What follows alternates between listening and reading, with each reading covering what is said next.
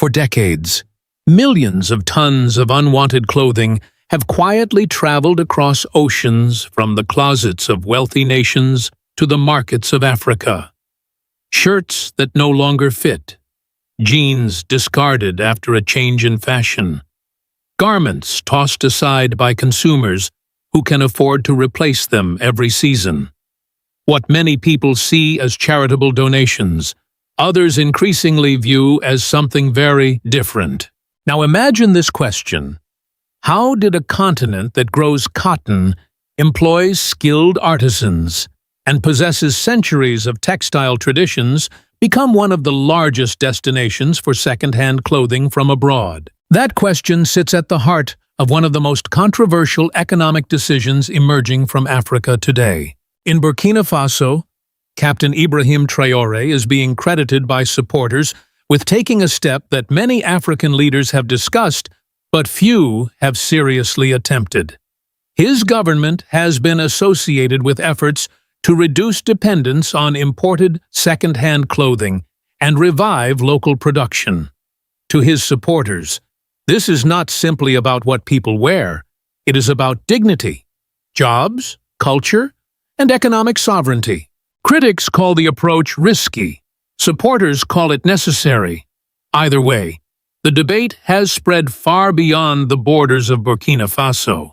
In today's report, we will examine the hidden realities behind the global second-hand clothing trade, the damage many believe it has caused to African industries, and why some observers argue that Western governments are watching these developments with growing concern. If you appreciate independent analysis that challenges conventional narratives, be sure to follow the channel and join us as we uncover a story that may redefine how many people view Africa's economic future.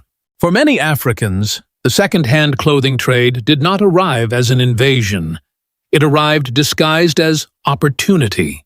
Over the years, enormous shipments of used clothing from the United States, Canada, and Europe began flooding markets across the continent. Traders purchased giant compressed bales filled with unknown garments, hoping to find enough valuable pieces to make a profit. Consumers welcomed the low prices. Families with limited incomes could suddenly access clothing that appeared more affordable than locally produced alternatives. At first glance, the system seemed beneficial to everyone involved. But beneath the surface, a different story was unfolding. In Ghana, one of the most common names for imported second-hand clothing is a phrase that translates roughly as the dead white man's clothes. The expression has survived for decades because it reflects a deeper cultural perception. Many people understood that these garments represented the leftovers of another society's consumption habits. The global system operates in a remarkably simple way. Consumers in wealthy countries discard clothing at unprecedented rates. Collection organizations gather the garments. Sorting companies separate the most valuable items from the least desirable ones. The remaining clothing is compressed into massive bales and exported to developing markets, particularly in Africa. What is often presented as recycling or charity has gradually evolved into a multi-billion-dollar international industry. Supporters argue that the trade provides affordable clothing and creates jobs for traders. Critics argue that it creates a dangerous dependency. They believe African markets have become the final destination for products that wealthier societies no longer want. This debate is no longer only about fashion. It is about economic power. When a nation becomes heavily dependent on imported second-hand goods, questions begin to emerge. Can local industries survive? Can domestic manufacturers compete? Can a country build industrial strength while relying on products discarded elsewhere? These questions are becoming increasingly important as leaders such as Ibrahim Traore challenge long-standing assumptions about Africa's role in the global economy. For his supporters, the issue is clear. A continent rich in resources and talent should not define its future through the leftovers of others. Long before imported second-hand clothing became common across Africa, Many countries in West Africa possessed strong textile traditions that supported entire communities. Farmers cultivated cotton, workers processed raw fibers, factories produced fabric. Skilled artisans created garments that reflected local history, culture, and identity. Thousands of families depended on this economic chain for their livelihoods. Over time, however, the situation began to change. Large quantities of low-cost second-hand clothing started entering African markets. These products were often sold at prices that local manufacturers struggled to match. A domestic factory had to cover the costs of raw materials, labor, transportation, and equipment. Imported used clothing arrived with a significant price advantage. As consumers searched for the lowest prices available, many local producers lost market share. The consequences gradually spread through the economy. Some factories reduced production. Others shut down completely. Skilled workers lost jobs that supported their families for years. Younger generations became less interested in careers connected to textile manufacturing because the sector appeared to offer fewer opportunities. The impact extended beyond employment.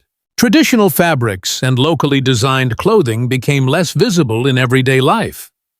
Imported styles increasingly dominated markets that had once celebrated indigenous craftsmanship. For many communities, this was not only an economic loss, but also a cultural one.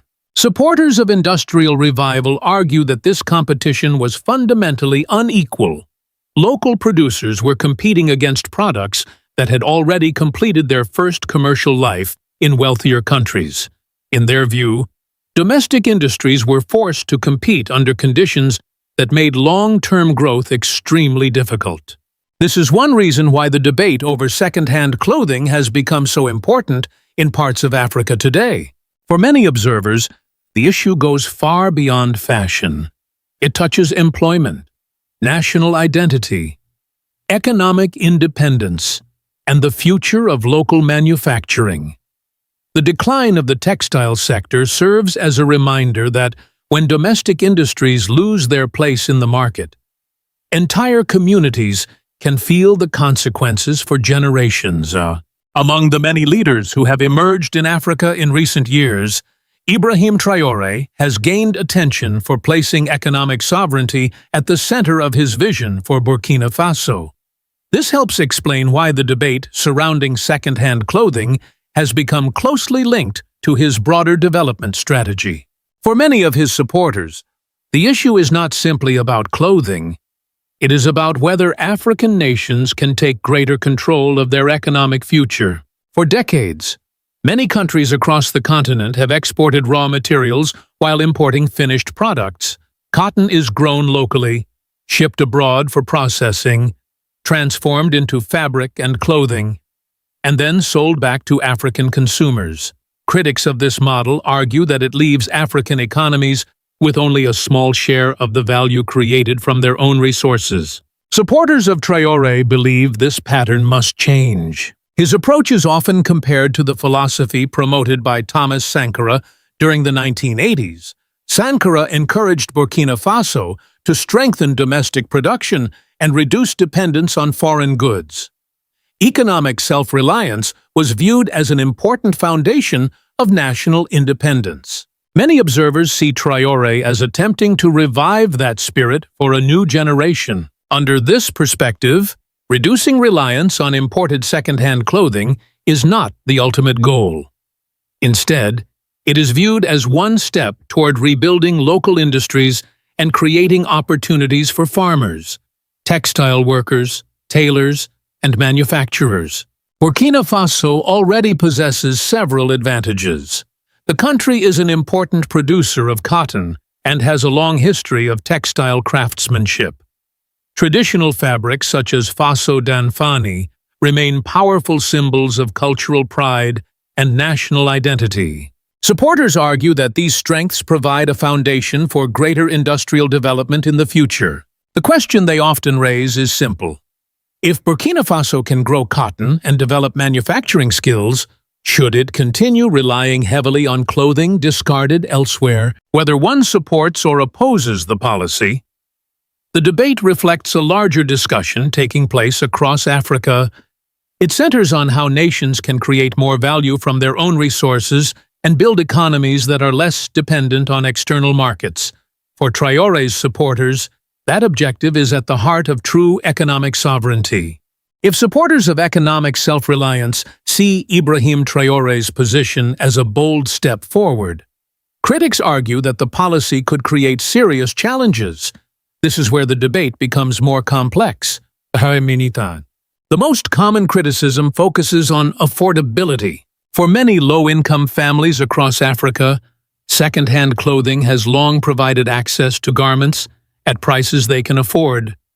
Opponents of import restrictions argue that limiting this supply could increase costs for ordinary citizens, particularly during periods of economic hardship.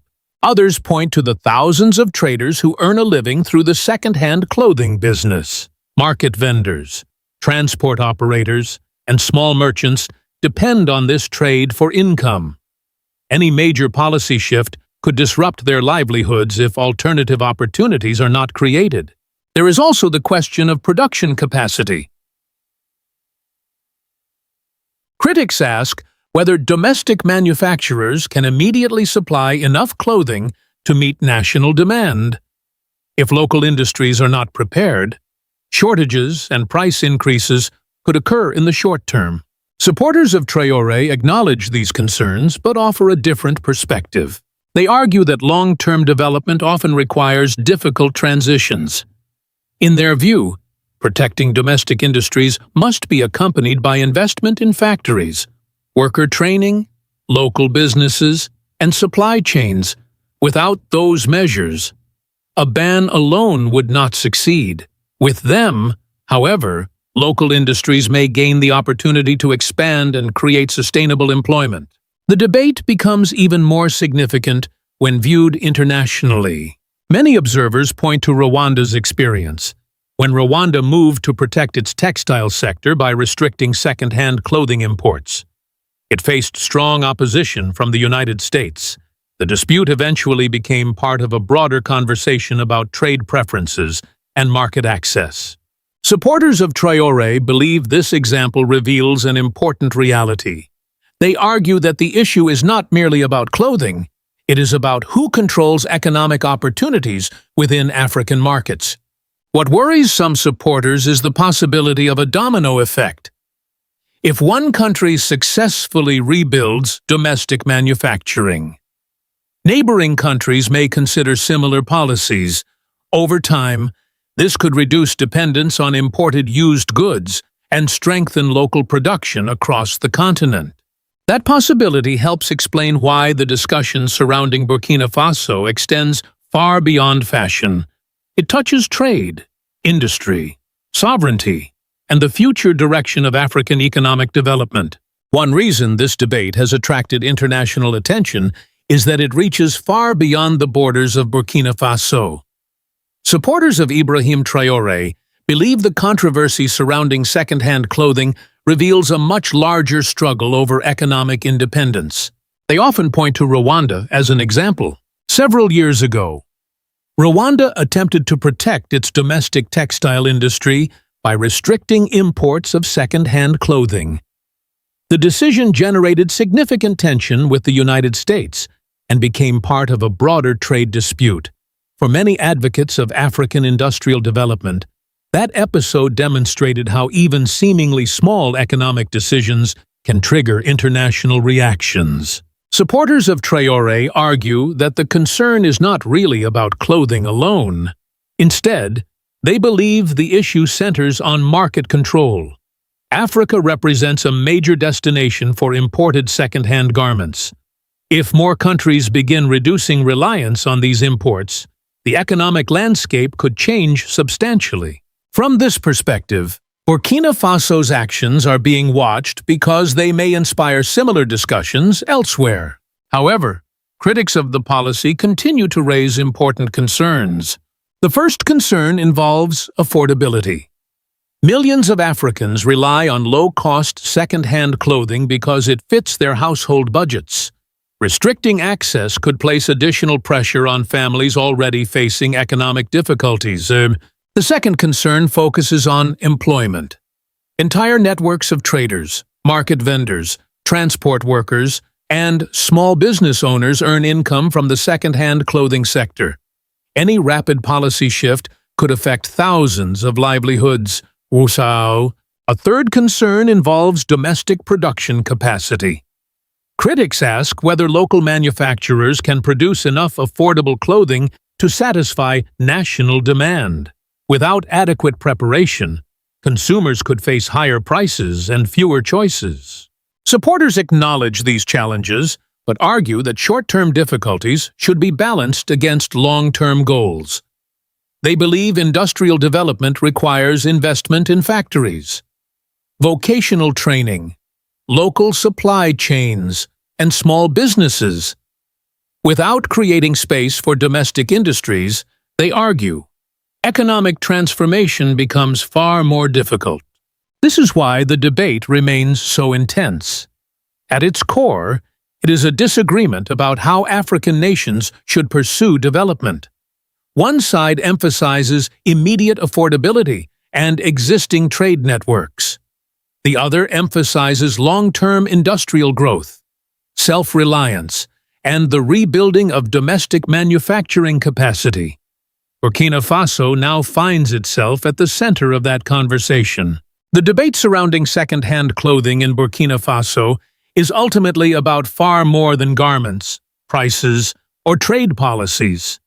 It reflects a larger question that many African nations are increasingly asking themselves. Should Africa continue serving primarily as a supplier of raw materials and a destination for products discarded elsewhere? Or should it focus on building industries capable of creating value at home? Supporters of Ibrahim Traore believe the answer is clear. They argue that economic sovereignty begins when nations invest in their own workers, their own factories, and their own resources, whether the policy succeeds or faces obstacles in the years ahead. It has already sparked an important conversation about self-reliance and national development. For many observers, Burkina Faso's decision represents more than a dispute over second-hand clothing. It symbolizes a growing desire across the continent to rethink old economic relationships and pursue a different future. As this debate continues, one thing is certain: the discussion is no longer limited to Burkina Faso alone. It now resonates with supporters of Pan-African ideals across the continent and beyond. Will this become a defining moment for a new generation of African economic policy? Only time will tell. But Captain Ibrahim Traore has ensured that the question can no longer be ignored. If you believe Africa's future should be shaped by African innovation, African labor, and African ambition, share your thoughts below and join the conversation. Do not forget to subscribe and follow the channel for more analysis on the issues shaping the future of Burkina Faso, the African Union, Pan-Africanism, and the emerging vision many supporters call the Africa New Era, inspired by Ibrahim Traore. For more than 60 years, Burkina Faso watched its wealth leave the country in its most basic form. Gold was dug from the ground but refined elsewhere. Cotton was harvested from the fields but turned into fabric in foreign factories. Farmers worked under the hot Sahel sun, yet much of the value created from their labor ended up thousands of miles away. Now imagine something different. Imagine a market of 1.4 billion consumers suddenly opening its doors to Burkina Faso. Imagine those doors opening without tariffs, without many of the barriers that have traditionally limited African exports. For many observers, that announcement from China was the headline. But the real story may not be happening in Beijing at all. The real story may be unfolding in Ouagadougou. Because while China was opening a market, Ibrahim Traore was preparing something else.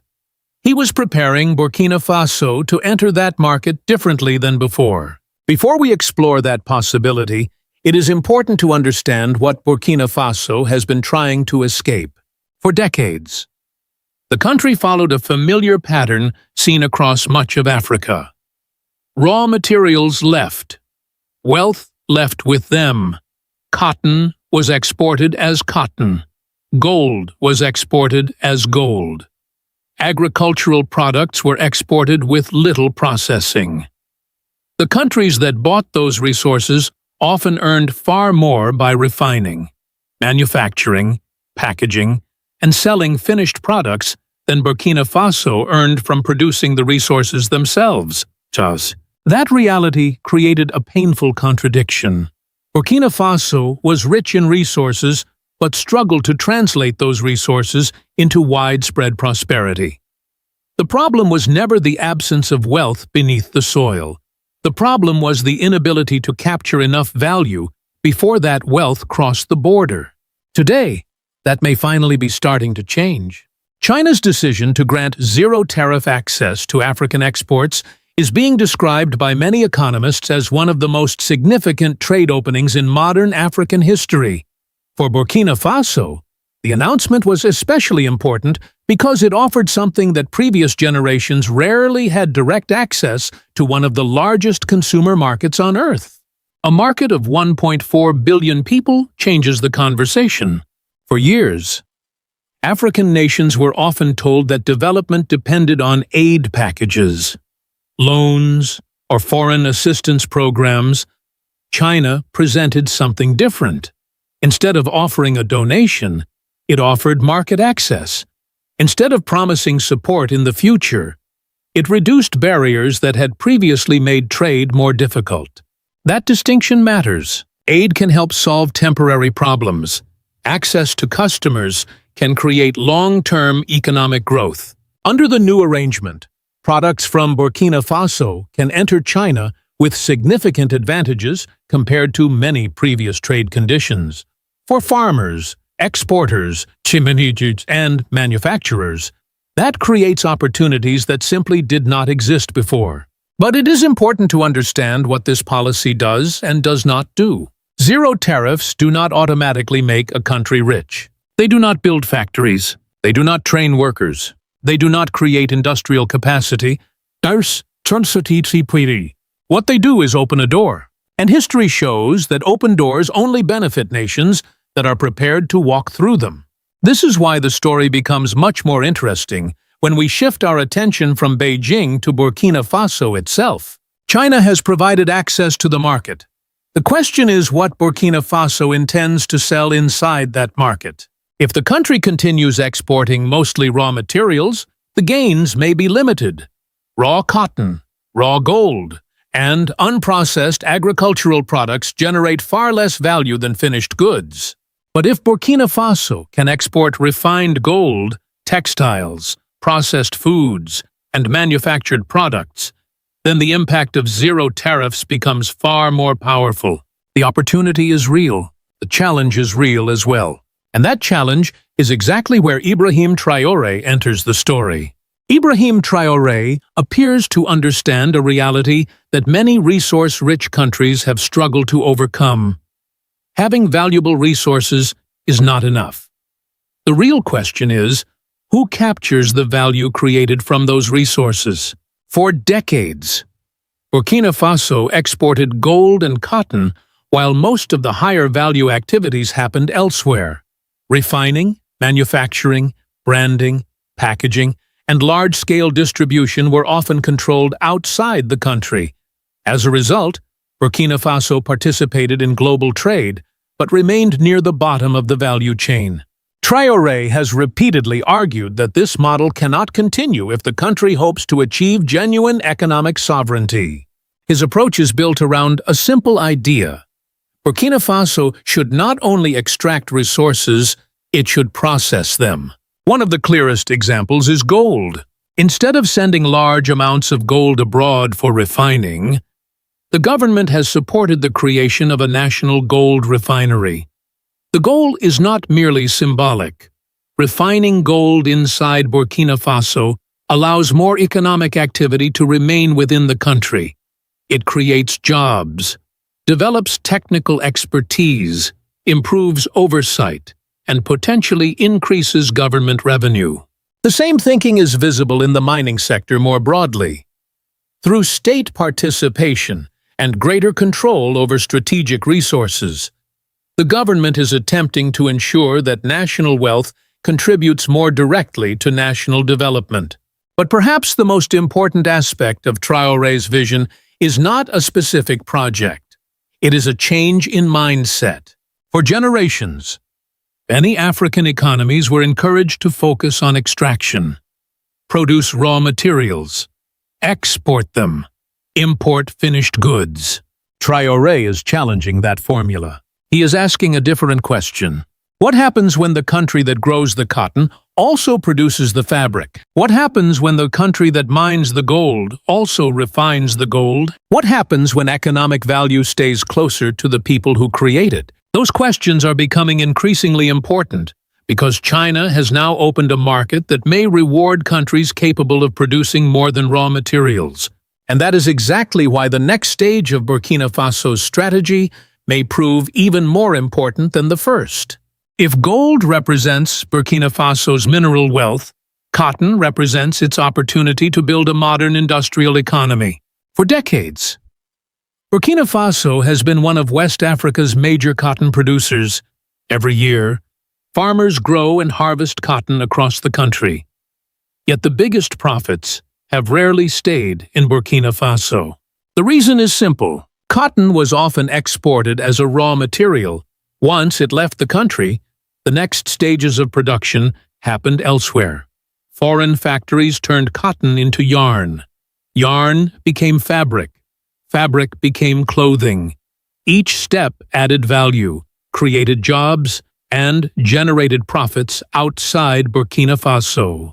This is the cycle that Ibrahim Traore wants to change. One of the most important symbols of that effort is the IRO Burkina Textile project. The goal is not simply to build another factory. The goal is to create a larger industrial chain inside Burkina Faso. The vision follows a clear path. Cotton becomes yarn. Yarn becomes fabric. Fabric becomes finished products. Every stage creates additional value. Every stage creates more employment opportunities. Every stage allows more money to remain inside the national economy. This is how many successful manufacturing nations developed.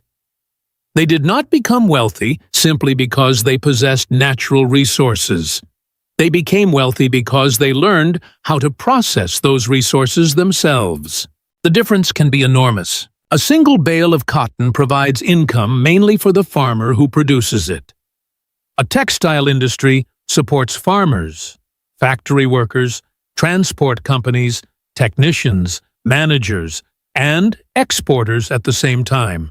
That is why industrialization matters so much to Burkina Faso's future. And if China's tariff-free market remains open, Burkina Faso may eventually export textiles and finished products instead of raw cotton alone. If that happens, the country will not simply be selling resources. It will be selling value, jobs, and economic strength created at home. History is full of nations that missed great opportunities because they were not prepared when those opportunities arrived. Burkina Faso is attempting something different. At almost the exact moment China opened its market to African exports, Burkina Faso began taking steps to increase domestic processing, strengthen industrial capacity, and gain greater control over its resources. Whether by design or coincidence, these two developments are now intersecting in a way that could reshape the country's economic future. Think about the situation from a strategic perspective. China has created access to one of the largest consumer markets in the world. That opportunity alone is significant.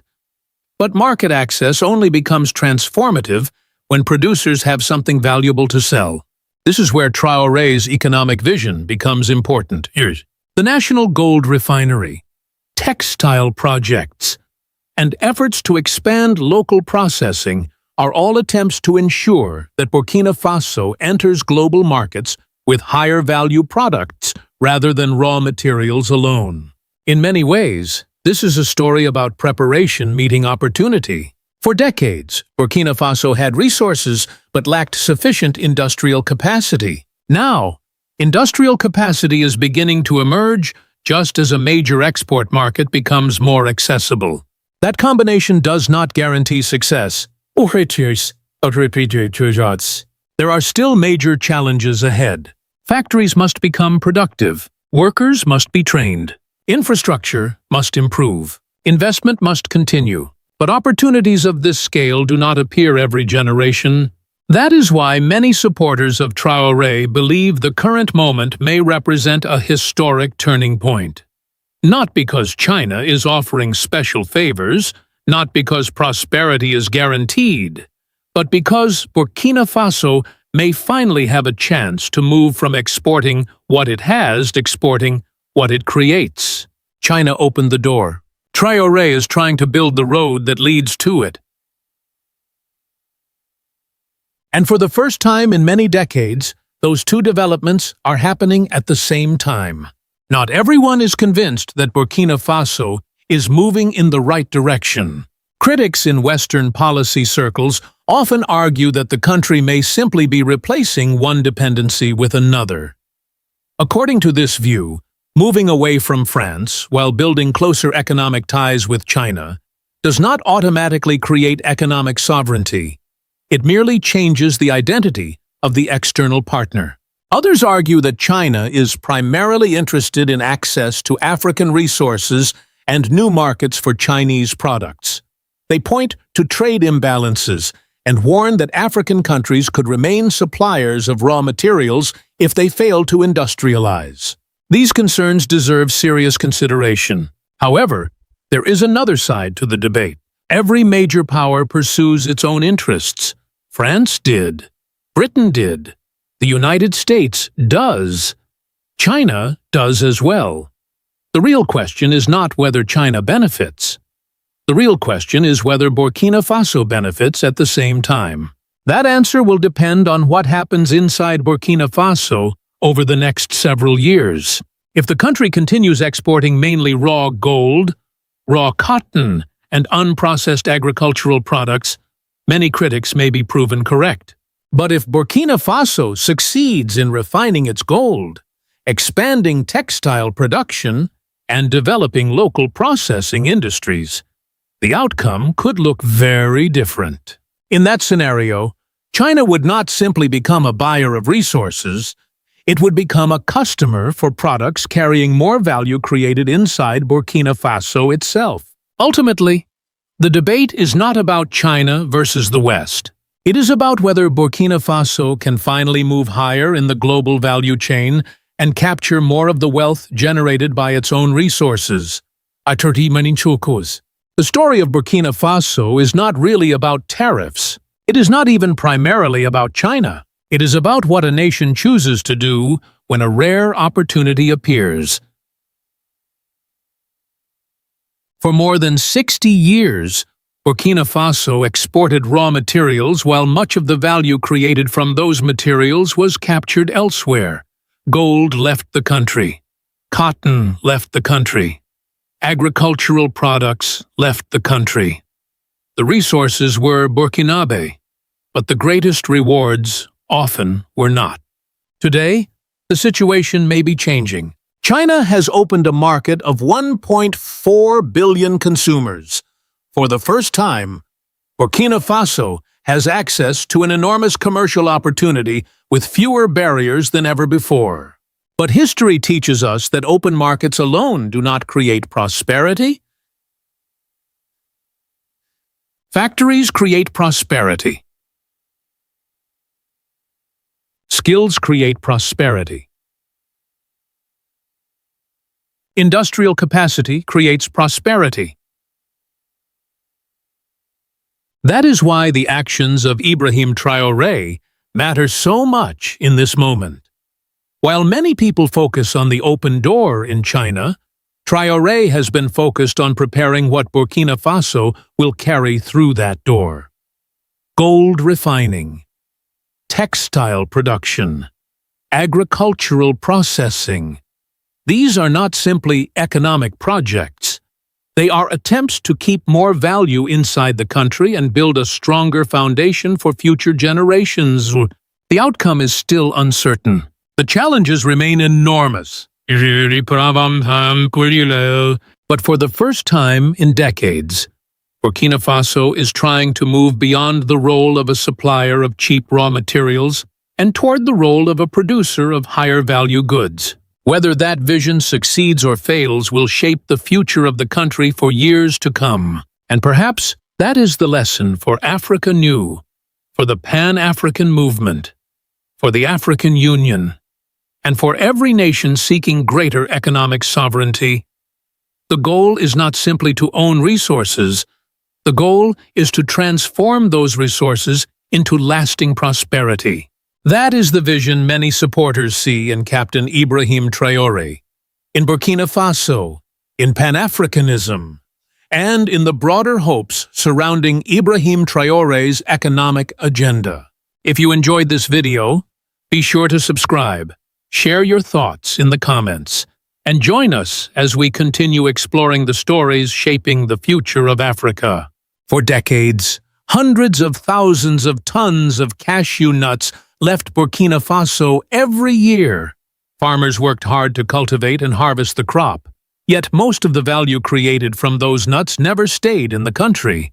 More than 90% of Burkina Faso's cashew production was exported in raw form, allowing foreign processors to earn the largest share of the profits. While Burkina Faso supplied the raw material, factories abroad handled processing, packaging, branding, and international distribution. As a result, thousands of potential jobs and valuable industrial opportunities were created outside the country instead of benefiting local communities.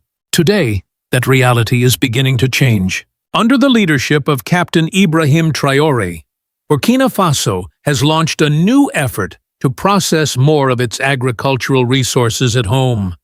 New factories are opening, struggling businesses are being revived, and investments are being directed toward creating value inside the country rather than exporting it overseas. In this report, we will examine how Burkina Faso is attempting to transform its cashew industry, and why many observers see this effort as part of a much larger economic vision. The challenge starts with the structure of the global cashew market. Burkina Faso produces between 250,000 and 300,000 tons of cashews each year, making it one of the leading producers in West Africa. Yet, for many years, the country participated mainly at the lowest level of the value chain. Once raw cashews left Burkina Faso, the most profitable stages of production took place elsewhere. Processing, packaging, and exporting finished products generated far more wealth than simply selling raw nuts. The country's new strategy seeks to reverse that pattern by keeping more jobs, skills, and economic value at home. Vietnam's dominance in the global cashew industry did not happen overnight. It was built over decades through investment, innovation, and the gradual development of an entire industrial ecosystem. Today, Vietnam is widely recognized as the world's leading cashew processing and exporting nation, a position that many producing countries have struggled to challenge. What makes Vietnam so powerful is not simply the amount of cashews it grows. In fact, a large share of the raw cashews processed in Vietnam comes from Africa. The country's real advantage lies in what happens after the harvest.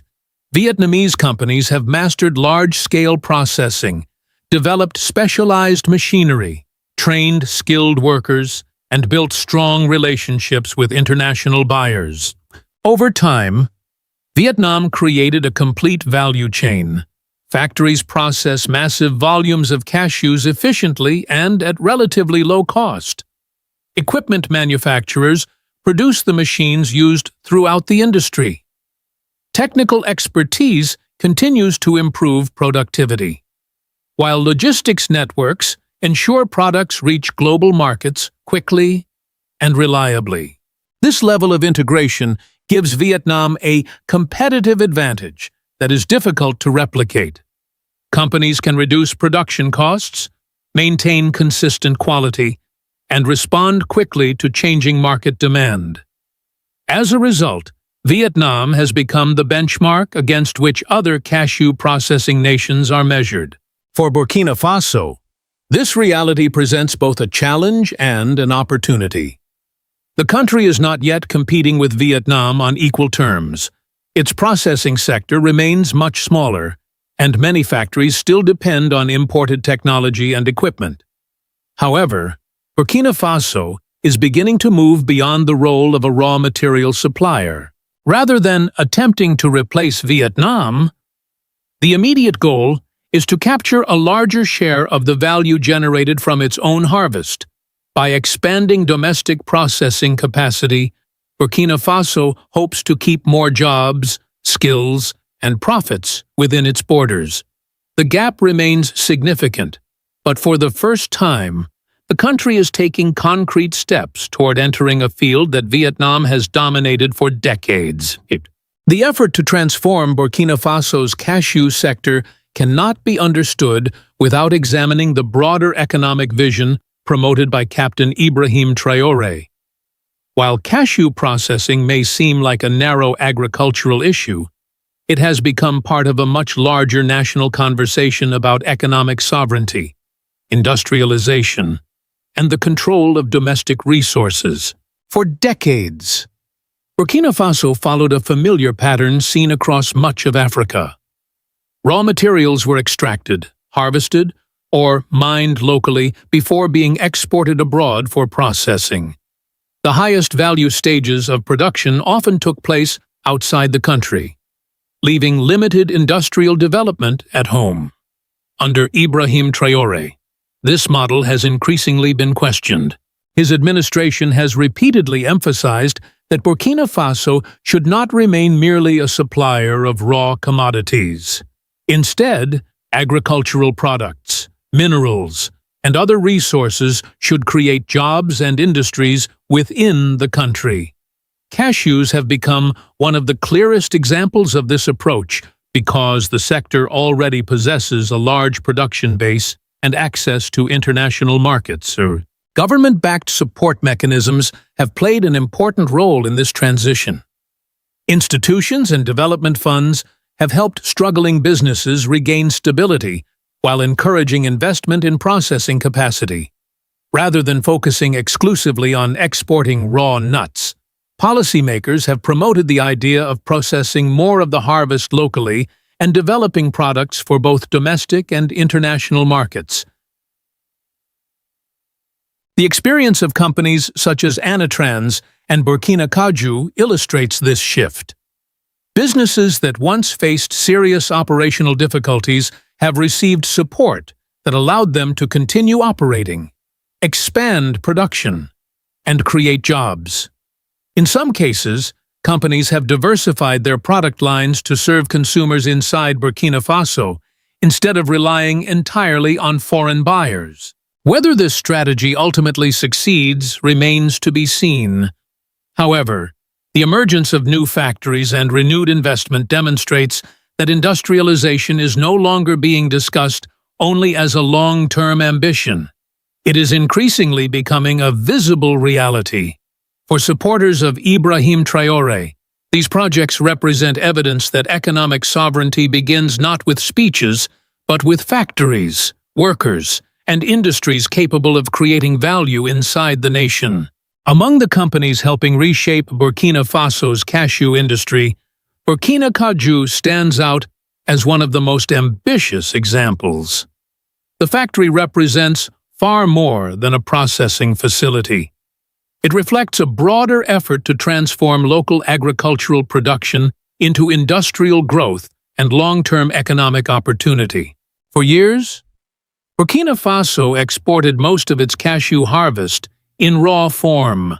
The country produced the nuts, but foreign processors captured much of the value created through processing, packaging, and distribution. Burkina Faso was established to help reverse that pattern by ensuring that more of the production chain remains inside the country.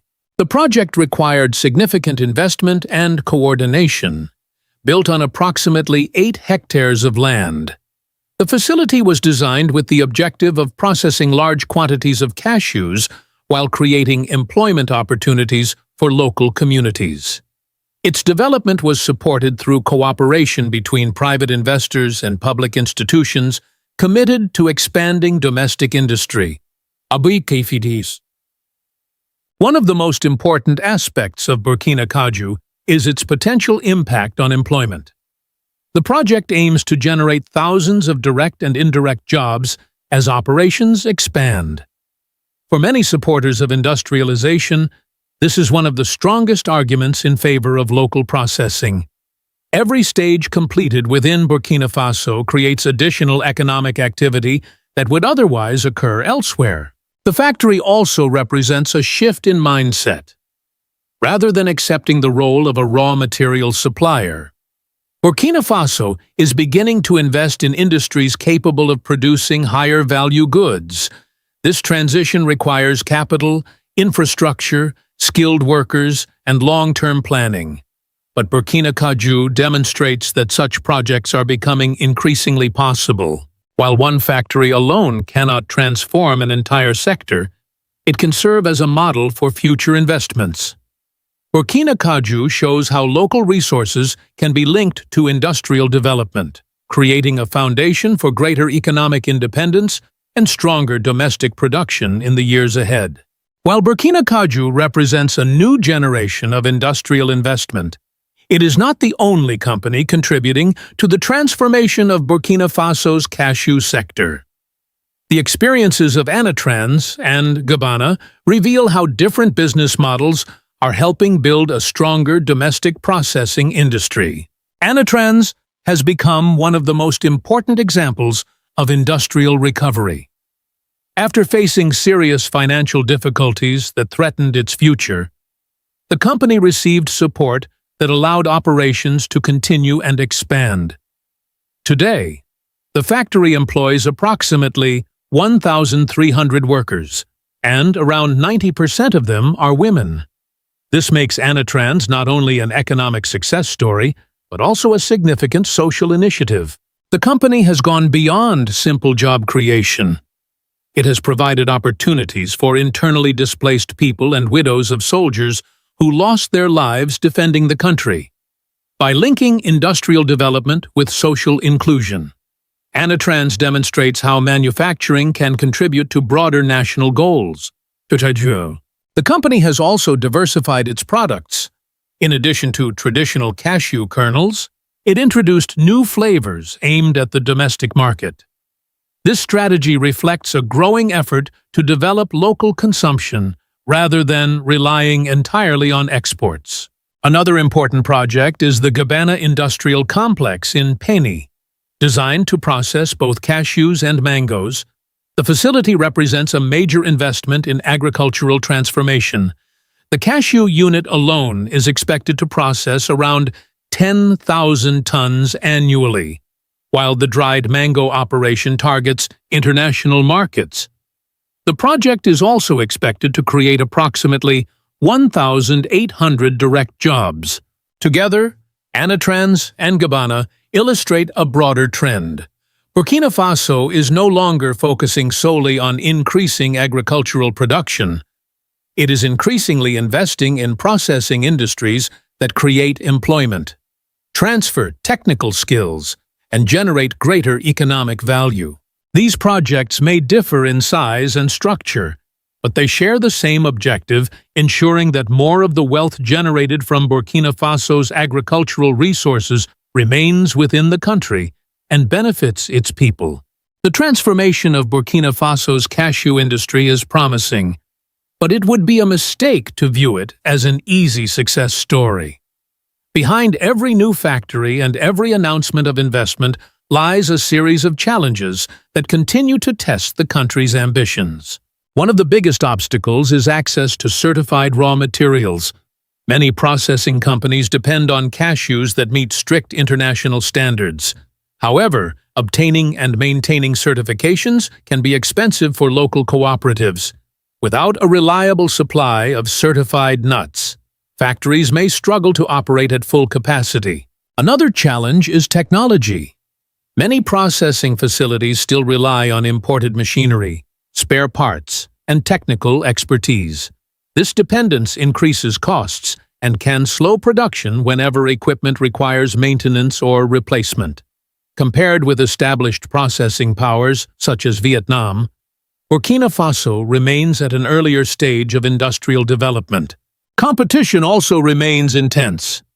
Countries with decades of experience possess larger factories, stronger export networks, and lower production costs.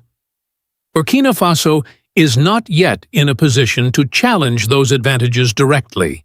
Instead, its immediate goal is to build a foundation for future growth. Despite these difficulties, the social impact of the industry's expansion is already visible. Factories are creating opportunities for women, young people, and vulnerable communities. New jobs provide income, skills, and greater economic stability for thousands of families. The broader significance extends beyond Burkina Faso.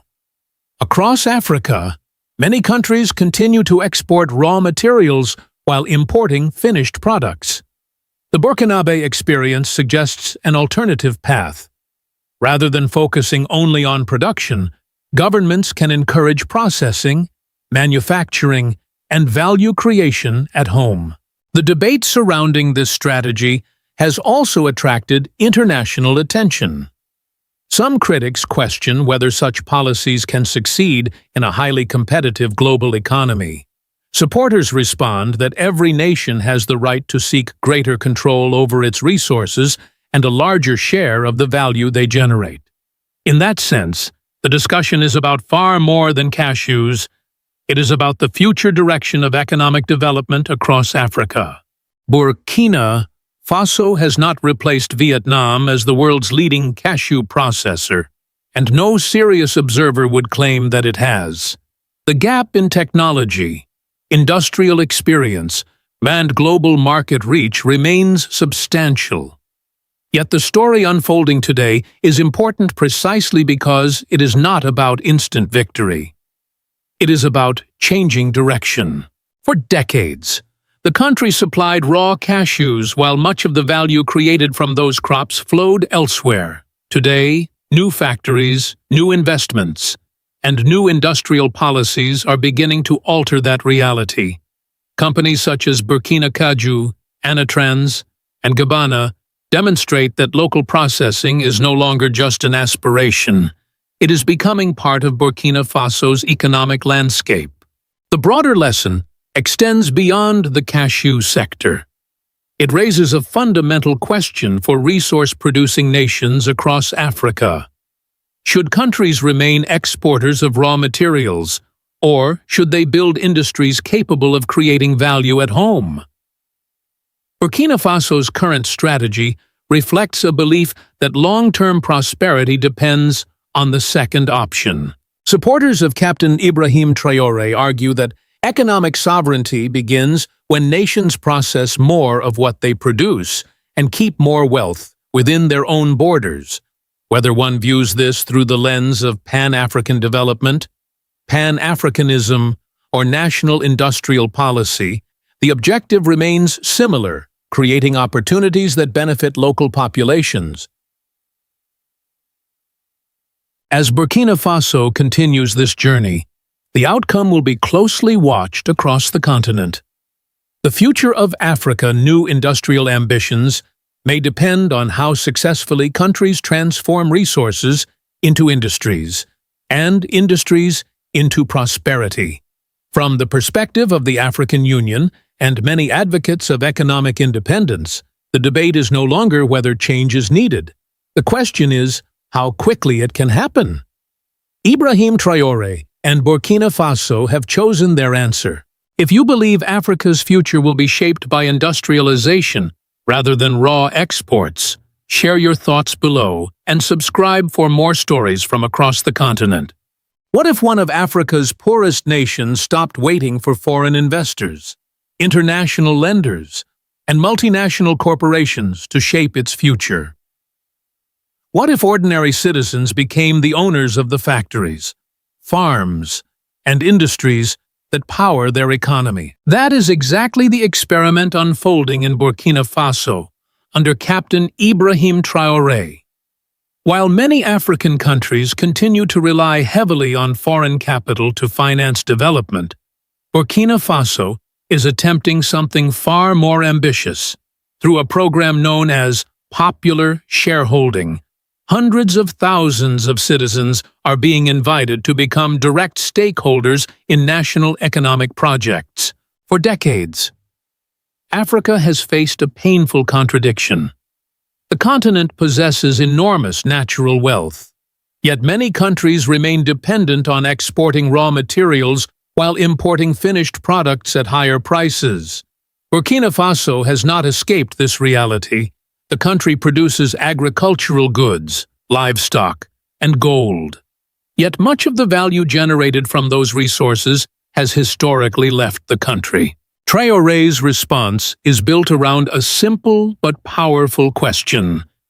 If Burkina Faso has resources, workers, farmers, and entrepreneurs, why should it always wait for outsiders to finance its development? This question challenges one of the most common assumptions about economic growth in Africa. Rather than asking who will invest in Burkina Faso, the government is asking how Burkinabe citizens can invest in themselves. The goal is not only to raise money, it is to transform the role of citizens within the economy. Instead of remaining consumers, taxpayers, and workers, they are encouraged to become shareholders and co-owners of national development projects. If you enjoy exploring bold economic ideas that could reshape Africa's future, make sure to subscribe and join us for more stories like this. Popular shareholding did not appear out of nowhere. Although many international observers describe it as a new economic experiment, its roots reach deep into African traditions and Burkina Faso's own history. For generations, communities across West Africa survived through collective effort. Families worked shared fields, cared for communal livestock, and contributed labor to projects that benefited everyone. Wealth was often understood not only as an individual achievement, but also as a collective responsibility. The success of one household strengthened the entire community. Supporters of popular shareholding argue that Ibrahim Traore is adapting this traditional spirit to the modern economy. Instead of asking villagers to work together on a communal farm, the model encourages citizens to pool financial resources and become shareholders in enterprises that serve national development goals. The intellectual foundation of this idea is also linked to long-standing debates about African economic independence. Thinkers such as Laurent Gbagbo promoted the concept of community entrepreneurship as a way to mobilize local resources rather than relying exclusively on external funding. Their argument was simple: a nation that cannot finance its own productive sectors will struggle to control its own future. Many observers also see echoes of the philosophy associated with Thomas Sankara. During the 1980s, Sankara emphasized self-reliance, local production, and dignity through work. While the economic tools are different today, the underlying message remains familiar. Development should begin with the people themselves. What makes Traore's approach unique is the attempt to transform a cultural value into a modern financial mechanism. Citizens are not simply encouraged to support development in theory. They are invited to participate directly through ownership. This distinction matters. A factory funded by community shareholders is viewed differently from one financed entirely by foreign investors. For supporters, it creates a stronger connection between economic growth and national responsibility. The project becomes more than a business venture. It becomes a symbol of collective ambition and shared destiny. At first glance, Many people compare Ibrahim Traore's economic vision to the model that helped transform Norway into one of the wealthiest nations in the world. Both approaches begin with a similar principle. National resources should benefit the population rather than a small elite or foreign interests. Norway used revenues from its oil and gas sector to build a massive national wealth fund. The state collected and managed those resources on behalf of the population, creating long-term financial security for future generations. It is often presented as one of the most successful examples of resource management in modern history. Burkina Faso shares the same desire for economic sovereignty, but Traore is attempting something fundamentally different. Instead of relying primarily on the state to manage wealth for citizens, he is encouraging citizens to become direct participants in the creation of that wealth. This distinction may seem subtle, but it changes the entire relationship between people and the economy. In the traditional model, citizens benefit indirectly through public services, infrastructure, and government spending. In the Burkinabe model, citizens are invited to become shareholders in projects that seek to generate economic value. Supporters argue that this approach goes beyond ownership on paper. It creates a sense of responsibility and engagement. When people own a stake in a factory, an agricultural project, or a mining enterprise, they may feel a stronger interest in its success. Traore's innovation lies in combining modern investment mechanisms with a community-centered culture. Rather than copying a European model, he has adapted the principle of shared prosperity to local realities. The goal is not merely to distribute wealth after it is created. The goal is to involve citizens in creating that wealth from the beginning. For this reason, many observers believe Burkina Faso is not building a version of Norway. It is attempting to create something uniquely African, shaped by its own history, traditions, and development challenges. Turning an idea into reality required more than speeches and patriotic slogans. To make popular shareholding work, Burkina Faso needed an institution capable of organizing investments, managing subscriptions, and connecting citizens to national development projects. That institution became the Agency for the Promotion of Community Entrepreneurship, widely known as APEC. Created in 2023, APEC was designed to provide the legal and operational framework for community-owned enterprises. Its mission is straightforward but ambitious. It seeks to mobilize domestic savings, identify productive projects, and channel citizen investments into sectors considered essential for national development. One of the most remarkable aspects of the program is its accessibility. Participation is not reserved for wealthy investors or large corporations. Farmers, workers, retirees, small business owners, students, and members of the diaspora can all become shareholders. This broad participation is central to the philosophy behind the initiative. Economic transformation should involve the population as a whole, rather than a limited group of elites. The response has been significant. Hundreds of thousands of Burkinabe citizens have joined the program, while billions of CFA francs have been mobilized to support community enterprises. These figures suggest that many people are willing to contribute financially when they believe they have a direct stake in the outcome. The participation of the diaspora has also played an important role. Burkinabe citizens living abroad are encouraged to invest in projects from their countries of residence, allowing them to contribute to development without returning home permanently. For supporters, the success of APEC is measured by more than the money collected. It represents a shift in mentality. Citizens are no longer viewed simply as beneficiaries of development programs. They are becoming partners in the process. Whether this model ultimately succeeds or fails, it has already changed the conversation about who should finance the future of Burkina Faso. The true test of any economic vision is not the number of speeches delivered or the amount of money collected. The real test is whether tangible results appear on the ground. In Burkina Faso, supporters of popular shareholding point to a growing list of projects that aim to prove the model can move from theory to reality. One of the most visible examples is the development of tomato processing facilities. For years, Burkina Faso produced large quantities of tomatoes, yet the country still depended heavily on imported tomato products. This situation reflected a broader challenge faced by many African economies. Raw materials were produced locally, but much of the value-added processing occurred elsewhere. The new factories seek to change that equation. Instead of exporting agricultural products in their raw form, Burkina Faso aims to process more of them domestically. Supporters believe this approach can create jobs, strengthen local industries, and reduce dependence on imported goods.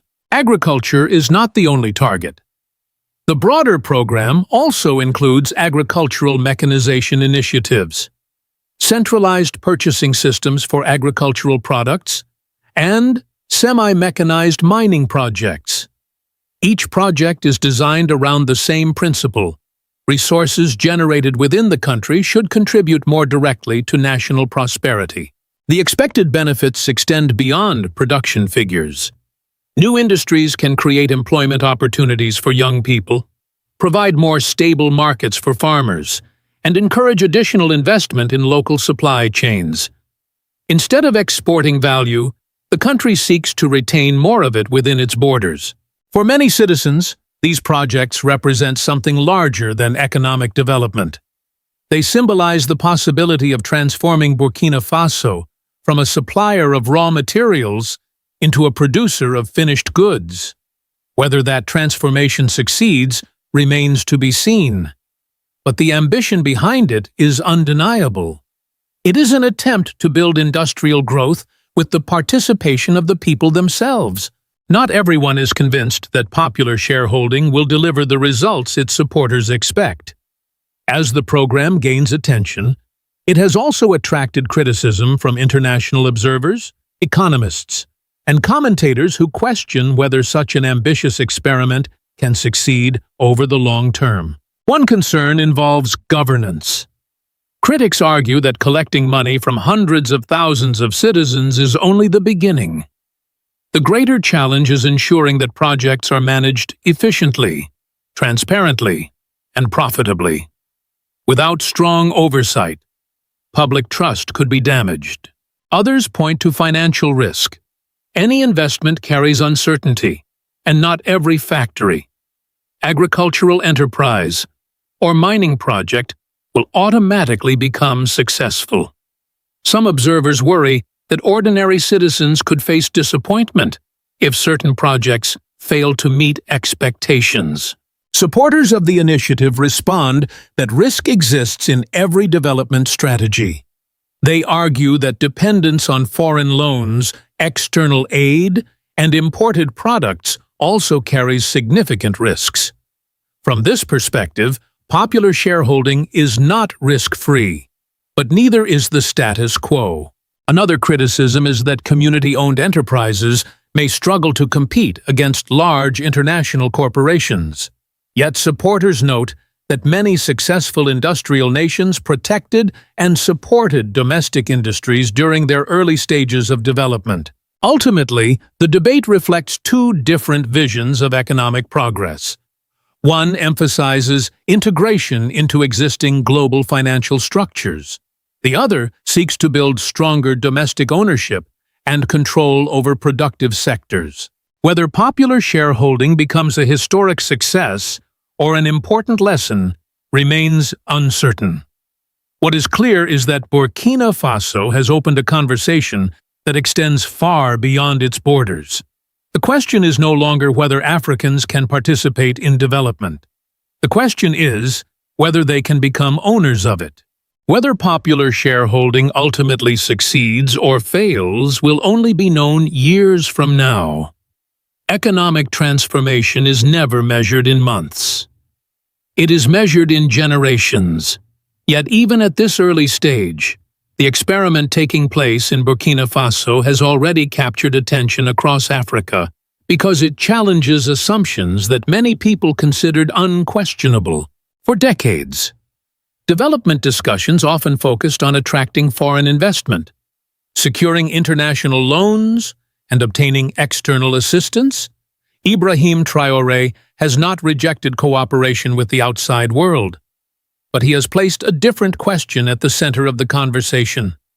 What happens when citizens themselves become investors in national development? That question may prove to be the most important aspect of this entire project. Factories can be built, programs can change, governments can come and go, but a population that begins to see itself as an owner rather than a spectator may develop a completely different relationship with the economy. The broader lesson for Africa is not that every country should copy Burkina Faso's model exactly. Each nation has its own history, institutions, and challenges. The lesson is that development becomes more powerful when people feel personally connected to it. Citizens are more likely to support economic transformation when they believe they share both the responsibility and the rewards. Captain Ibrahim Traore is attempting to turn that idea into reality by linking ownership, participation, and industrial development. He is testing a model that many countries have discussed, but few have attempted on such a scale. History will determine whether this vision fulfills its promise. Yet, one fact is already clear. Burkina Faso has launched one of the most closely watched economic experiments in modern Africa. For supporters of Pan-African development, Africa New Thinking, Burkina Faso, Captain Ibrahim Traore, the African Union, Pan-Africanism, and Ibrahim Traore's vision of economic sovereignty. The outcome could influence debates across the continent for years to come. If you enjoyed this analysis, subscribe to the channel and share your thoughts below. Your perspective may be part of the conversation shaping Africa's future for decades. Burkina Faso watched billions of dollars in gold leave its soil, while much of the country remained trapped in poverty. Foreign mining corporations controlled the richest gold fields, exported enormous profits overseas, and left behind a nation still struggling with weak infrastructure, unemployment, and insecurity. It was one of Africa's most painful contradictions, a country rich in natural wealth, yet unable to fully benefit from it. Now, that system is being challenged by one man who has become one of the most controversial and talked about leaders in Africa today. Captain Ibrahim Traore is attempting something many previous governments never seriously tried. He wants Burkina Faso's gold to serve Burkina Faso first. Under Traore's military administration, the government has expanded state ownership in strategic mines, tightened mining laws, increased local control, and pushed foreign companies out of positions they dominated for decades. Supporters call it an economic revolution. Critics call it dangerous resource nationalism. But whether the world likes it or not, Burkina Faso is rewriting the rules of who controls African wealth. At the same time, the country remains locked in a brutal conflict against armed extremist groups across the Sahel. For Traore, gold is no longer just an export commodity. It has become a weapon of economic survival and national sovereignty. And what is happening in Burkina Faso may not stay in Burkina Faso. Across Africa, more governments are beginning to ask the same question. Who should truly benefit from Africa's resources? If you want to understand where Africa's future may be heading next, this is a story you cannot afford to ignore. Before Ibrahim Traore came to power, Burkina Faso's gold industry was dominated by foreign corporations for decades.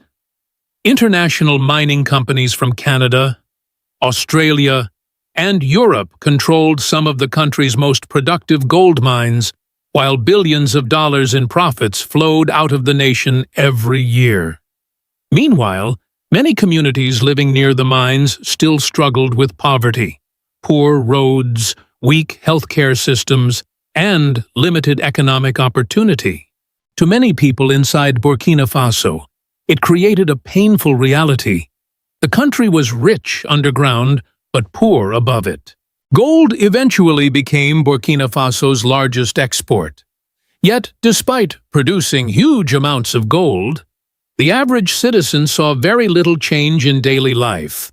Foreign firms often handled the extraction, transportation, refining, and export process, while local participation remained limited. In many cases, Burkina Faso received taxes and royalties, but the larger share of long-term profits stayed in foreign hands.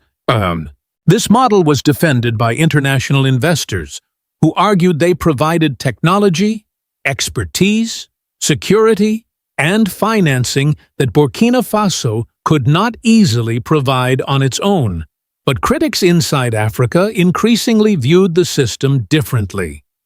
Many believed it resembled a modern version of economic dependency, where African nations supplied raw materials while outside powers captured most of the wealth. That frustration slowly grew across the Sahel. In Burkina Faso, people began asking difficult questions. How could a country produce so much gold while millions still lacked electricity and jobs?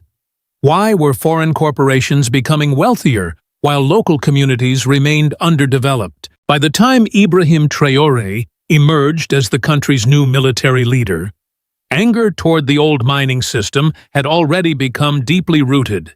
He did not create the frustration. He inherited it. But unlike previous governments, Traore decided to turn that frustration into political action. For many of his supporters, the battle over gold was no longer only about economics. It was about dignity, sovereignty, and who truly owned Burkina Faso's future. When Ibrahim Traore seized power in 2022, many outside observers focused on the military dimension of his leadership. But inside Burkina Faso, another transformation was beginning to take shape. Traore was preparing to challenge the economic structure that had controlled the country's gold industry for decades. His government moved quickly to increase state authority over strategic mining assets. New mining reforms expanded government participation in major gold projects, while local investors gained larger ownership stakes in industrial mines. Reports indicated that 6 of Burkina Faso's 15 active industrial gold mines had shifted into majority Burkinab ownership. 3 of them reportedly came under direct state control. That change was historic. Before Traore's administration, only 1 industrial gold mine in the country had been controlled by a local company. In just a few years, the balance of power inside Burkina Faso's mining sector began to shift dramatically away from foreign corporations. Traore framed the issue in simple but powerful language. Burkina Faso's gold, he argued, should first benefit Burkina Faso's people. That message resonated deeply across a population exhausted by insecurity, poverty, and decades of economic frustration. Supporters viewed the reforms as the beginning of a new era of economic sovereignty. To them, Traore was not simply changing mining contracts.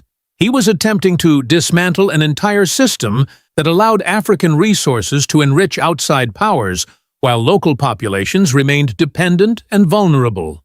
The government also tightened mining regulations, increased state participation requirements, and pushed for greater local involvement in production and logistics.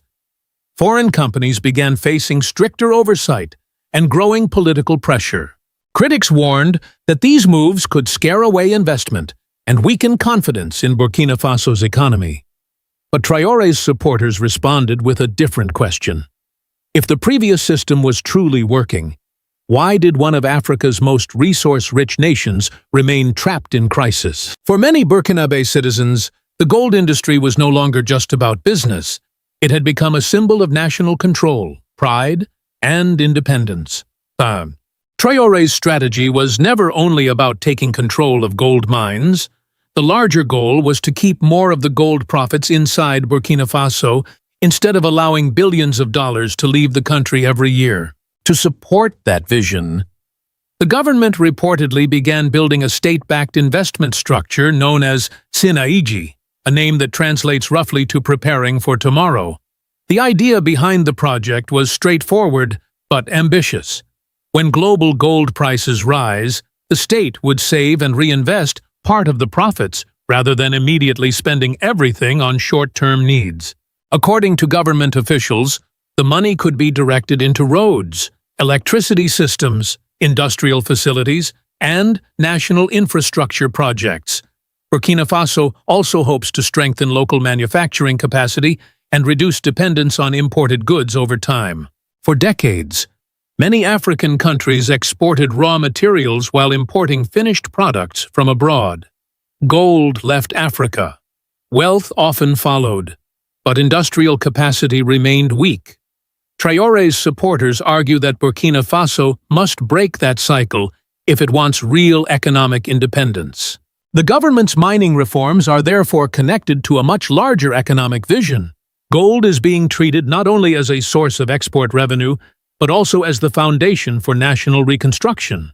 Officials believe that if resource profits remain inside the country, Burkina Faso could gradually build stronger institutions, stronger industries, and eventually a stronger middle class.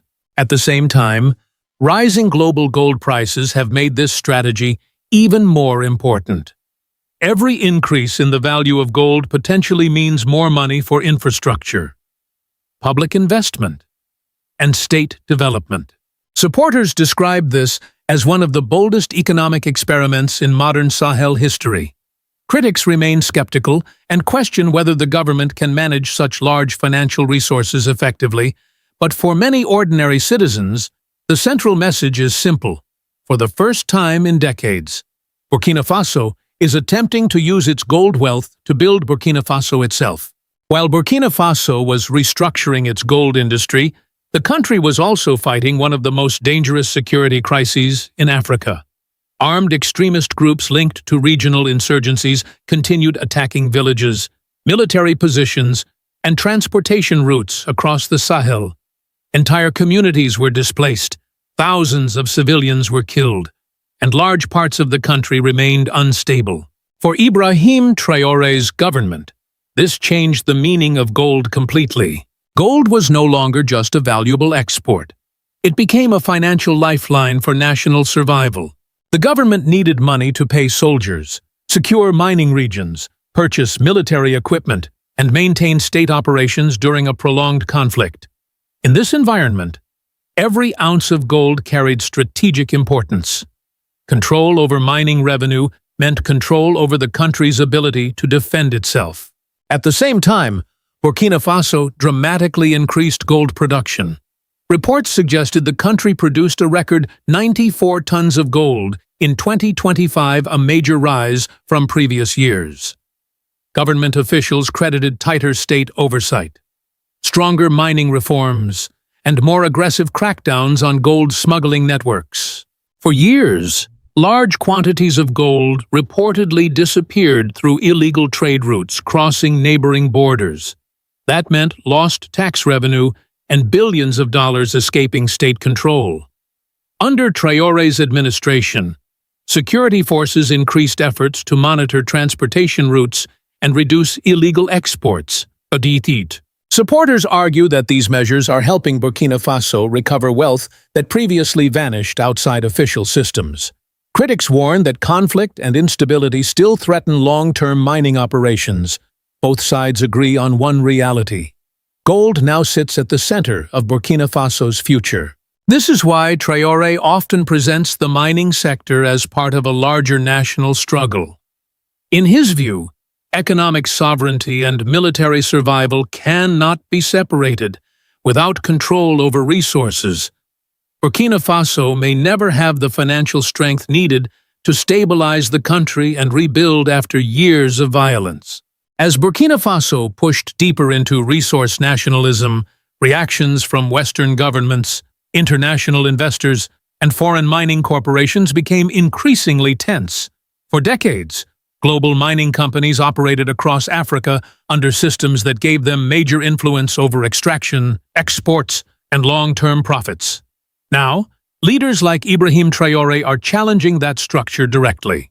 Foreign investors worry that Burkina Faso's policies could create uncertainty throughout Africa's mining sector. Nationalization fears, changing regulations, and stronger state intervention make international companies nervous about long-term investments worth billions of dollars. Some firms fear that if Burkina Faso's strategy succeeds, other African governments may attempt similar reforms. That possibility could reshape the balance of power across global mining markets. Critics also argue that Burkina Faso may lack the technical expertise, infrastructure, and financial transparency required to manage large mining operations efficiently without heavy foreign involvement. Others warn that political instability and ongoing conflict could scare away international capital at a time when the country still needs outside investment. But supporters of Traore answer those criticisms with a different argument. They ask why Burkina Faso remained poor after decades of foreign-dominated mining. If the old system was truly fair and effective, why did many mining communities still lack roads, electricity, clean water, and economic opportunity? To Traore's supporters, this is not simply a debate about business climate. It is a debate about sovereignty itself. They believe African nations should no longer export enormous wealth while remaining dependent on foreign powers economically. Still, the reality is more complicated than simple slogans. Burkina Faso cannot fully isolate itself from the global economy. The country still needs technology, equipment, financing, and international trade relationships. The challenge now is finding a balance between attracting investment and protecting national control over strategic resources. That balance may ultimately determine whether Traore's economic revolution becomes a lasting model for Africa or another ambitious experiment that struggles under pressure from both inside and outside the continent. What Ibrahim Traore is doing in Burkina Faso has become much bigger than a mining policy. Across Africa, many people now see him as the symbol of a new generation demanding stronger control over African resources and African wealth. Supporters often compare Traore to Thomas Sankara because both leaders speak about sovereignty, self-reliance, and economic independence. Instead of presenting gold as only a business issue, Captain Ibrahim Traore has turned it into a national symbol tied to dignity and survival. That message has spread quickly across Pan-African communities and social media platforms. Many young Africans believe their countries remained poor for too long, while foreign companies benefited from Africa's gold, oil, uranium, and minerals. Traore's rise has forced many people to ask a difficult question. Who truly owns Africa's wealth? For supporters, Burkina Faso is attempting to break an old system where African nations exported raw resources while outside powers captured most of the profits. Whether Traore succeeds or fails, many believe he has already changed the political conversation across the continent. Still, the challenges facing Burkina Faso remain enormous. The country continues fighting insecurity, economic pressure, and limited industrial capacity. Resource control alone cannot guarantee prosperity. Burkina Faso will still need strong institutions, transparency, infrastructure, and long-term economic planning. Even so, Ibrahim Traore has already become one of the most influential political figures in modern Africa. His government has transformed gold into a symbol of Pan-Africanism, sovereignty, and economic resistance. Today, Burkina Faso stands at the center of a growing continental debate about ownership, independence, and Africa's new economic future. Many within the African Union now understand that the future of the continent may depend on whether African nations can control not only their borders, but also the resources beneath their soil. And for many supporters across Africa, that future may already be beginning in Burkina Faso with Ibrahim Traore. For years, Captain Ibrahim Traore has been known as the leader standing at the center of Burkina Faso's fight against terrorism. His name has often been associated with military operations, national security, and the effort to restore stability across the country. But in 2026, a different kind of battle is beginning to attract attention. This new battle is not being fought with weapons. It is being fought with knowledge, savings, investment, and economic participation. The Second International African Stock Exchange Fair, known as CBE 2026, has introduced a conversation that goes far beyond finance. At the heart of the event is a simple but powerful question. Who should finance the future of Burkina Faso foreign institutions and outside investors? Or the people of Burkina Faso themselves? Supporters of this vision believe that true sovereignty extends beyond national borders. They argue that a country cannot be fully independent if it depends heavily on external funding to build its future. This is why SIBA 2026 has attracted attention as more than a financial gathering. For many observers, it represents a new front in the broader struggle for economic sovereignty. If you enjoy learning about the major transformations shaping Africa today, make sure to subscribe to the channel and follow our future reports. To understand why this idea is gaining momentum, it is important to look at the challenges facing Burkina Faso. Since 2022, the country has devoted significant resources to security and reconstruction efforts. These priorities require substantial funding, yet military victories alone cannot guarantee long-term independence. A nation may secure its territory while remaining financially dependent on others. This reality has led to growing discussions about economic sovereignty, where protecting national interests means not only defending land, but also strengthening the ability to finance development through domestic resources and citizen participation. SIBA 2026 was presented under a simple but highly strategic theme: financial markets and financial inclusion. The central question was equally straightforward. How can the stock market be brought closer to ordinary people? For decades, financial markets across much of Africa have often been viewed as spaces reserved for wealthy investors, large corporations, and financial professionals. Many citizens have never owned a share, purchased a bond, or participated in any formal investment activity. As a result, millions of people save money without ever becoming part of the broader economic growth that their savings could help create. This is precisely the challenge that SIBA 2026 seeks to address. According to the organizers, the objective is not merely to promote stock exchanges. It is to change perceptions.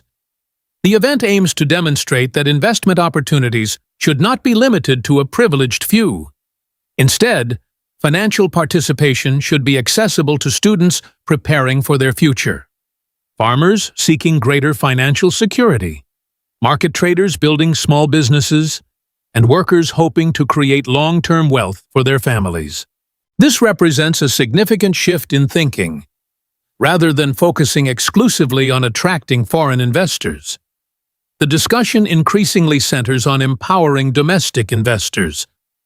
The goal is to help citizens understand how financial markets work and how they can participate responsibly.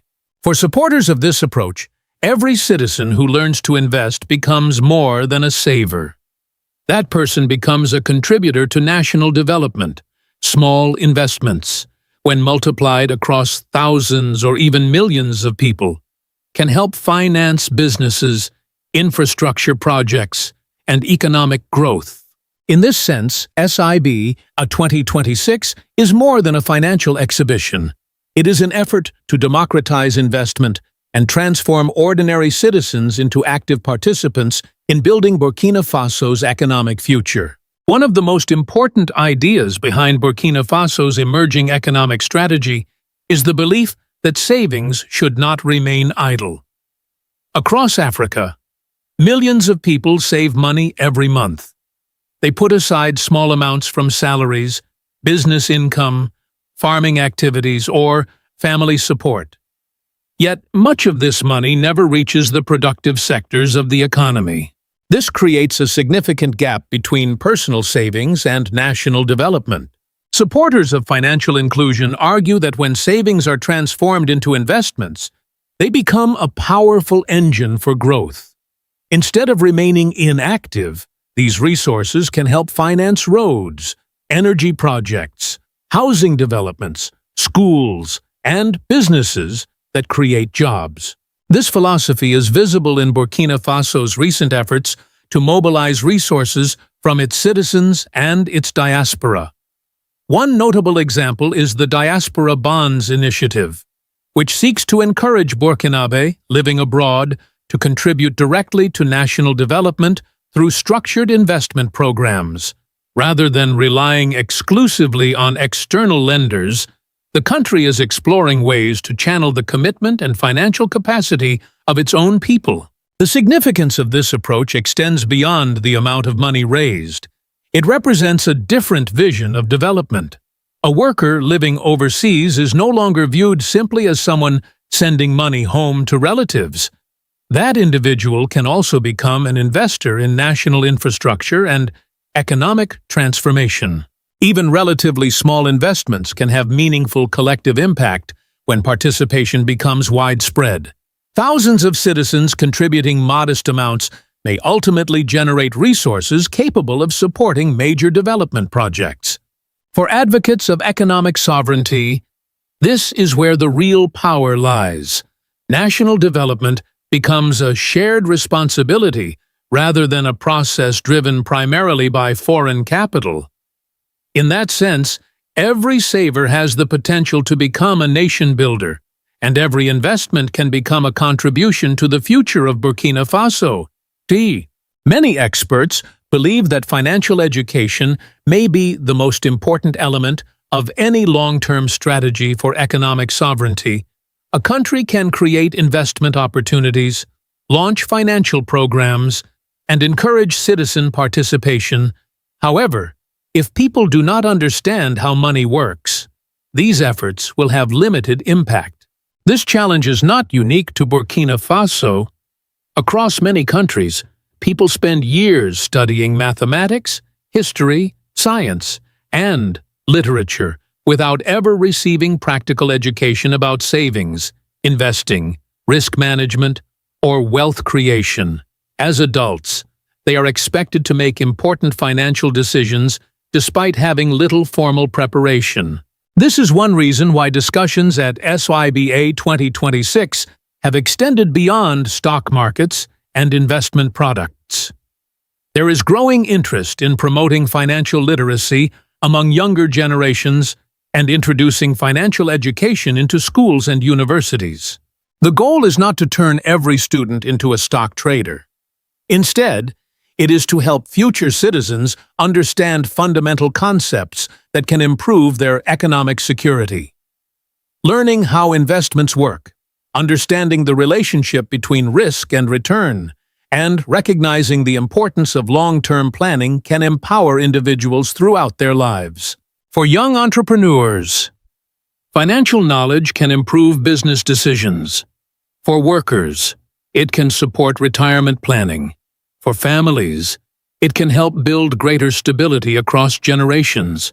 Supporters of this approach argue that economic development begins with informed citizens. Roads, factories, and infrastructure remain important, but human knowledge is equally valuable.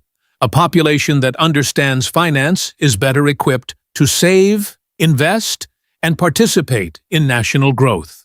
In the long run, the most significant achievement may not be the number of people who purchase stocks or bonds. It may be the creation of a generation capable of making informed financial decisions and taking greater control of its economic future. As Burkina Faso advances its vision of economic sovereignty, not everyone is convinced that the path will be easy.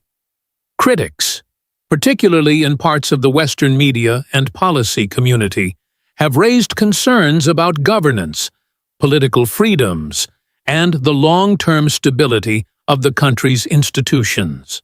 Some observers argue that strong economic ambitions must be accompanied by strong democratic institutions, transparent regulations, and reliable legal protections. From this perspective, attracting investment requires more than patriotic enthusiasm. It requires confidence that financial markets will operate fairly and that investors will have access to accurate information. These concerns deserve consideration. A successful financial market depends heavily on trust. Citizens will only invest their savings if they believe their money is protected and if they understand the risks involved. Transparency, accountability, and effective oversight are therefore essential components of any strategy designed to expand public participation in finance. At the same time, supporters of Burkina Faso's current direction argue that many international discussions focus heavily on political controversies while paying less attention to efforts aimed at increasing domestic economic participation. They point out that encouraging citizens to invest, promoting financial education, and mobilizing local savings are legitimate development goals that deserve serious examination. The debate, therefore, is not simply about politics, it is also about development strategy. Can a country strengthen economic sovereignty while improving transparency and investor confidence at the same time? This may be one of the most important questions facing Burkina Faso in the years ahead. If the country succeeds, it could demonstrate that domestic capital and citizen participation can play a larger role in national development. If it fails, critics will argue that ambitious rhetoric alone cannot replace the institutions required for long-term financial growth. The challenge is not choosing between sovereignty and transparency. The real challenge is ensuring that both advance together. The discussion taking place in Burkina Faso extends far beyond one country. Across Africa, governments continue to face a common challenge. Development requires capital. Yet access to financing often depends heavily on external loans, foreign investment, and international institutions. This reality has led many policymakers to ask whether a greater share of development could be financed through domestic resources. In this context, Burkina Faso's efforts offer several lessons that may interest other African nations. The first lesson is the importance of mobilizing local savings. Every country possesses financial resources within its own population. While individual contributions may appear small, collective participation can create significant pools of capital capable of supporting national priorities. The second lesson involves financial education. Citizens cannot participate effectively in financial markets if they do not understand the basic principles of investing, risk management, and long-term wealth creation. Expanding financial literacy may therefore be just as important as creating new investment products. A third lesson concerns trust. No market can thrive without confidence. Governments seeking to attract domestic investors must demonstrate transparency, accountability, and responsible management of public resources. Citizens are far more likely to invest when they believe institutions are credible and reliable. Another important lesson is that economic sovereignty does not require isolation. Countries can strengthen domestic financial systems while remaining open to regional and international cooperation. The objective is not to reject outside capital, but to engage with it from a position of greater strength and confidence. For many supporters of Pan-African development, this represents an important evolution in thinking. Economic independence is no longer viewed solely through the lens of natural resources or political autonomy. It increasingly includes financial literacy, citizen participation, domestic investment, and the ability to mobilize capital from within society itself. Whether Burkina Faso ultimately succeeds or struggles, Its experiment is already contributing to a larger conversation about how African nations can shape their own economic futures in the decades ahead. As SIBA 2026 comes to a close, the most important question is not whether the event was successful. The real question is whether the ideas discussed there can reshape the future of Burkina Faso. For years, Ibrahim Traore has been associated with the struggle to defend national territory and restore security. Today, a new dimension is being added to that story. The conversation is expanding from military sovereignty to economic sovereignty. The objective is no longer limited to protecting borders. It now includes strengthening the country's ability to mobilize its own resources, educate its citizens, and finance its own development. SIBA 2026 symbolizes this broader ambition. It reflects an effort to bring financial markets closer to ordinary people and to challenge the belief that investing is reserved for a privileged minority. Farmers, students, traders, workers, and members of the diaspora are increasingly being invited into a conversation that was once dominated by specialists. Yet, success will depend on more than ambition. Economic sovereignty requires transparency, strong institutions, financial education, and public trust. Citizens must not only be encouraged to invest, they must also be equipped with the knowledge needed to make informed decisions and protect their financial future. The significance of this discussion extends beyond Burkina Faso.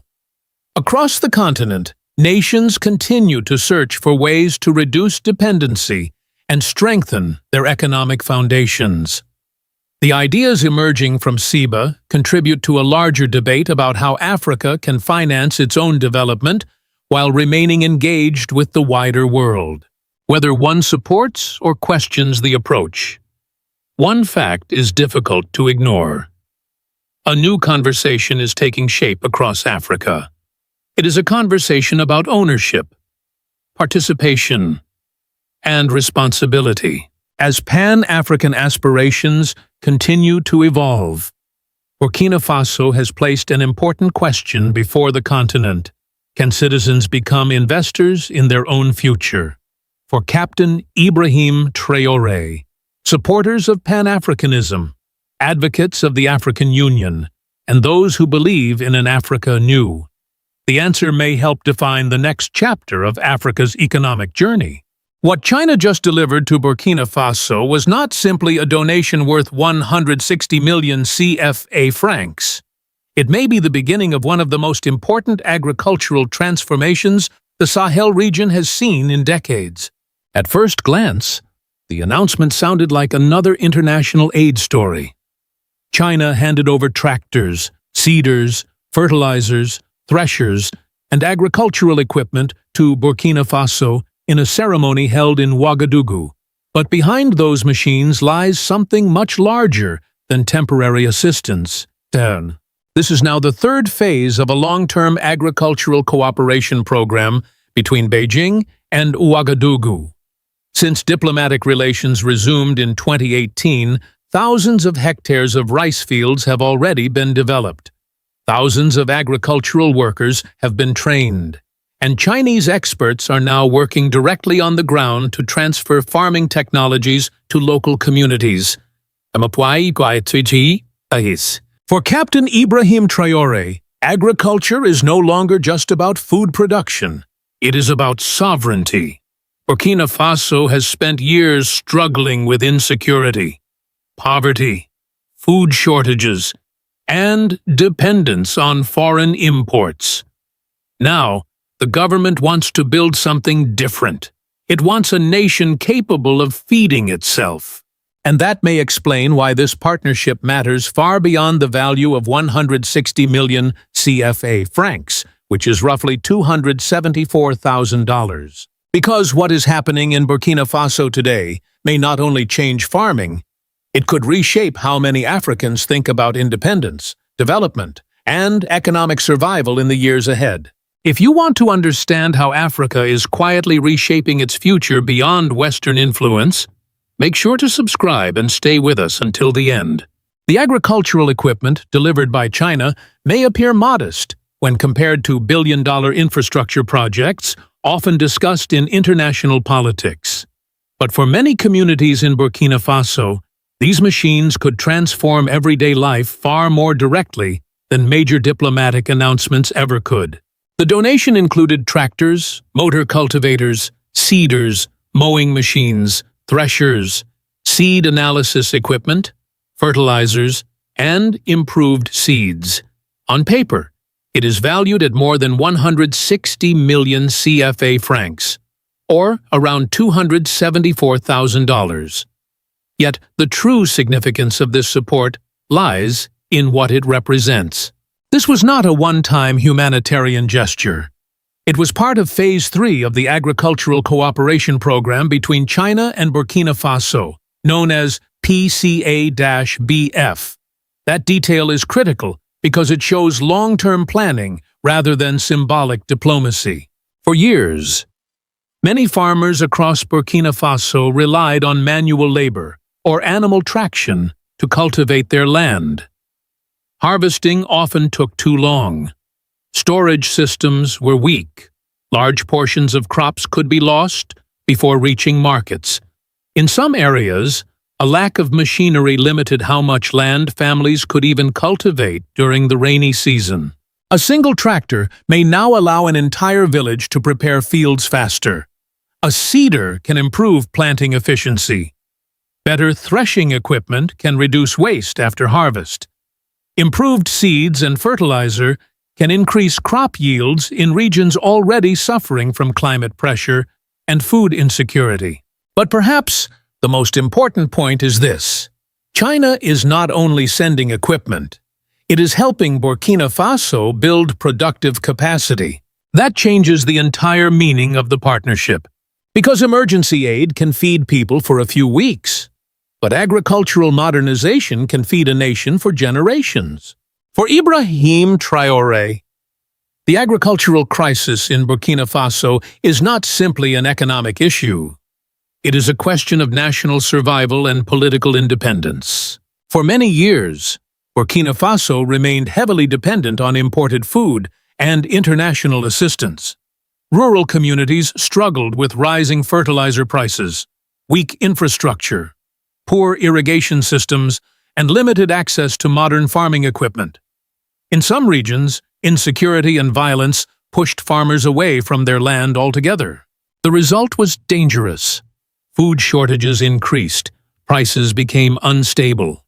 Poverty deepened in vulnerable communities, and like many countries across the Sahel, Burkina Faso faced the risk of becoming permanently dependent on external support. That is exactly the situation Ibrahim Traore says he wants to change. Since taking power, Traore has consistently promoted the idea that true sovereignty cannot exist without economic self-reliance. For him, national independence is not only about military strength or political speeches. A country that cannot feed its own people remains vulnerable no matter how many flags it raises. That philosophy explains why agriculture has become one of the central pillars of his national vision. Instead of focusing only on emergency aid, the government is pushing for mechanization, irrigation expansion, improved seed production, and local food systems capable of supporting long-term stability. The goal is clear. Burkina Faso must reduce dependence on foreign imports and strengthen domestic production. This approach also connects strongly with modern Pan-African ideas spreading across parts of West Africa. Many young Africans increasingly believe the continent must stop relying entirely on outside powers for food, technology, and development. And in that context, the tractors arriving from China are no longer just machines. They become symbols of a broader political message, a message that says Africa should not only survive, it should produce, build, and feed itself with dignity. What makes China's involvement in Burkina Faso different from many traditional aid programs is that Beijing is not focusing only on short-term relief. It is building systems designed to increase long-term production. That distinction matters enormously in a region like the Sahel. Since diplomatic relations between Burkina Faso and China resumed in 2018, cooperation has expanded far beyond simple donations. Thousands of hectares of rice fields have been developed with Chinese technical assistance. Nearly 7,500 agricultural workers and technicians have reportedly received training. Chinese specialists are now working directly inside farming communities to transfer production methods and modern agricultural technologies. In 2025 alone, close to 70 Burkinabe agricultural officials and technicians traveled to China for advanced training. They studied food security systems, crop preservation, agricultural processing, cotton cultivation, and Juncao technology, which is used to improve agricultural productivity and livestock support.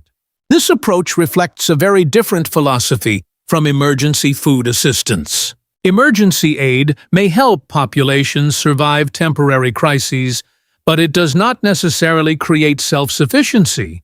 China appears to be focusing instead on helping Burkina Faso produce more food independently over time. That includes training local experts, modernizing farming methods, improving irrigation systems, and expanding mechanized agriculture. In practical terms, this means Burkina Faso is not only receiving tractors and fertilizer, it is also receiving technical knowledge, operational skills, and production strategies that could continue functioning long after the original equipment is delivered. For many supporters of this partnership, that is the most important aspect. Because teaching a country how to strengthen its own agricultural system may ultimately be more valuable than any short-term financial donation. And for a region facing food insecurity, climate pressure, and instability, long-term productive capacity may become one of the most powerful forms of national defense. The food crisis across the Sahel has become one of the defining challenges of the region. And for Burkina Faso, agriculture is no longer simply about economic development. It is increasingly tied to national stability itself. For years, countries across the Sahel have faced a dangerous combination of insecurity, climate pressure, rising food prices, and rural displacement.